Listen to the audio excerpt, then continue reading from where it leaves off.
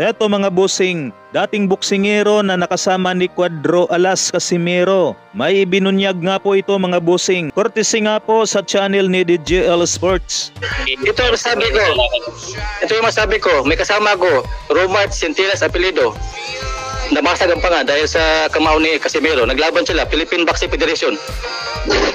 Tinamaan dito. Nag-retired ng maga kasama ko, pre. Tinamaan dito.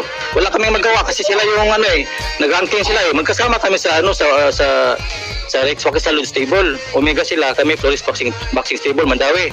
Kay Noy Pasing. Walang magawa eh kasi nag-aabot sila sa ranking eh. Naglaban sa PBF champion. Tinamaan dito round 2, basag pa nga.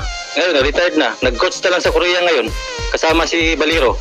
Samantala mga bossing, masamang balita nga po ito para sa dating naka-sparring ni Naoya Inoue sa Amerika at naka-sparring din ito ni Naoya Inoue sa bansang Japan sa kanyang paghahanda laban kay Stephen Fulton. Ito mga bossing walang iba kundi ang Pinoy-American na si Japet Liamido. Natalo nga po itong si Liamido kahapon by TKO kontra sa dating IBF Super Bantamweight Champion at kasalukuyang WBO Contender number 4 na ito nga mga bossing walang iba kundi si TJ Duhaini. Matatandaan nga po mga bossing na ipinagmamalaki pa nga po ito ni Naoya Inoue, itong kanyang dating sparring partner. Dahil ayun nga po kay Inoue, mabilis daw itong si Liamido at napaka-perfectong player. Higit sa lahat ay hirap na hirap nga raw si Naoya Inoue dito kay Liamido.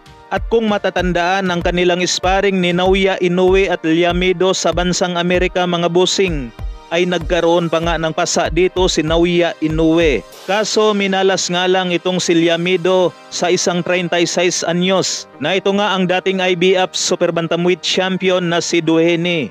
Dahil ito nga pong dating champion ang kauna-unahang nagdungis sa kartada nitong si Liamido. So ayan lamang po mga bossing, hanggang dito na lang. Maraming salamat po.